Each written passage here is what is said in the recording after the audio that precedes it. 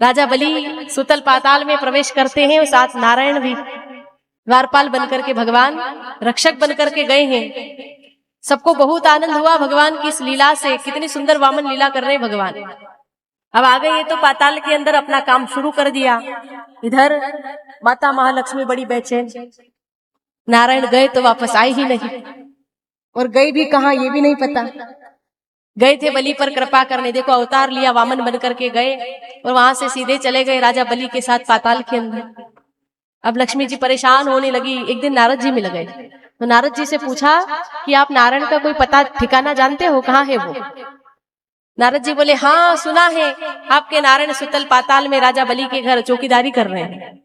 गए थे राजा बलि से दान मांगने के लिए और सब कुछ ले लिया तो ऋणी बन गए, अब द्वारपाल बने हैं।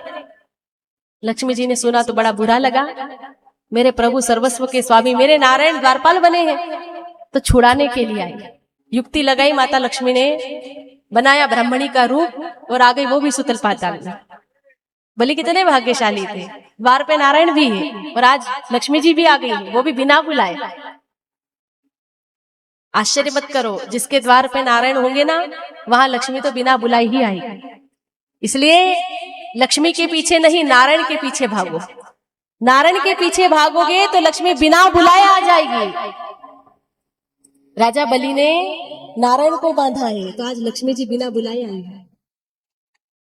अब लक्ष्मी जी जब आई तो उन्होंने आकर कहा कि इस संसार में मेरा कोई भाई नहीं है, तो आज से तुम हुए मेरे धर्म के भाई और मैं तुम्हारी धर्म की बहन। बलि बहुत प्रसन्न हुए, चलो मुझे भी बहन मिल गई। अब लक्ष्मी जी को नारायण को छुड़ाना है।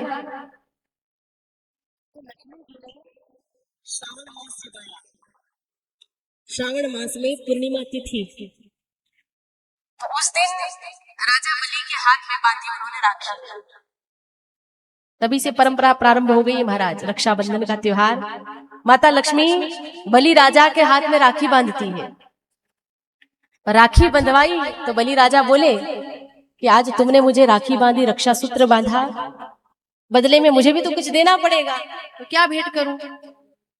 जो इच्छा हो आप मांग लो, संकोच मत करना। तो लक्ष्मी जी बोली कि भैया वैसे तो मेरे घर में सब कुछ है, किसी चीज की कोई कमी नहीं, एक वो नहीं है जिसके बिना मैं रह नहीं सकती। तो वो बोले कि जिसकी कमी है वही मांग लो। लक्ष्मी जी बोली भैया मुझे और कुछ भी नहीं चाहिए, आप तो एक काम करो, आपका ये जो द्वारपाल है ना इसको मुझे दे दो, आपका जो चौकीदार है इसे छोड़ दो, ये मुझे दे दो। तो वो आश्चर्य में पड़ गए कि ये मेरे चौकीदार को क्यों मांग रहे। बोले कि ये तुम्हारा कोई रिश्तेदार लगता है। लक्ष्मी जी बोली अरे भैया ये तो मेरे नारायण है, मेरे सर्वस्व है। ऐसा कहकर ब्राह्मणी का रूप त्याग दिया और मूल रूप में प्रकट हो गए। बलि प्रसन्न हो गए, आज साक्षात लक्ष्मी नारायण भगवान के सुंदर रूप का वो प्रत्यक्ष दर्शन कर रहे हैं और दर्शन करके खूब प्रसन्न हुए, जय जयकार करी। इस प्रकार से दान से बद्ध भगवान नारायण को बंधन से छुड़ा करके उनको अपने साथ लेकर लक्ष्मी जी वैकुंठ धाम में सिधारी। बोलिए श्री लक्ष्मी नारायण भगवान की। इस वामन लीला में भगवान कह रहे हैं कि जब मैं भक्त पर कृपा करता हूं ना तो उससे सब कुछ छीन लेता हूं। भगवान की कृपा कैसी होगी? जब सब कुछ चला जाए ना तो दुखी नहीं होना, तब ये मानना कि अब भगवान की वास्तविक कृपा हुई है। जब वो कृपा करेंगे तो सब कुछ ले लेंगे, कुछ भी नहीं रहने देंगे।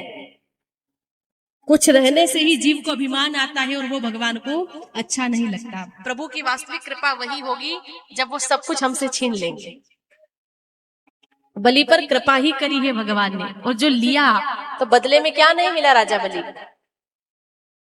तो बड़ी सुंदर लीला करी है भगवान ने।